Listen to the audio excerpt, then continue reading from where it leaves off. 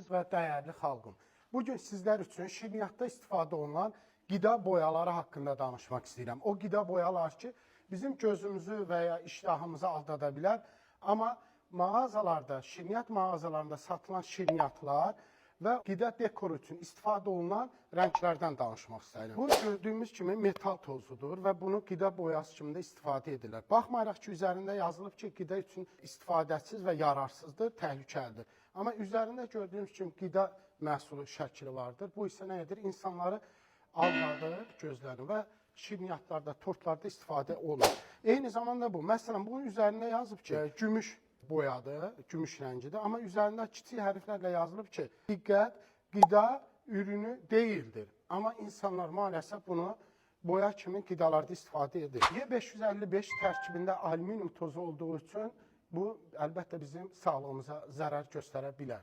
Avropa Birliyində həmin bu məhsul mütəmadi deyil, az halda istifadə olunmasına icazə verilmişdir.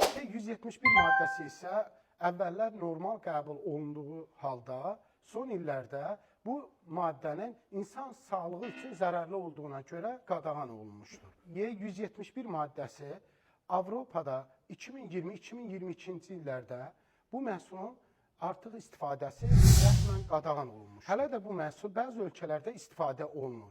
Amma mütləq etiketi oxuyun və bunun üçün uşaqlarınızı, özünüzü qoruyun. Çünki bunun tərkibində olan xüsusi maddələr uşaqlarımızın sağlığı üçün zərərlidir. Y171 maddəsi titan dioksid maddəsidir. Bu maddə saqqız, şirniyyat və bəzi məhsullarda istifadə olunur, əsasən dərmanlarda istifadə olunur. Y172 maddəsi isə dəmir oksid və hidroksidlərdir.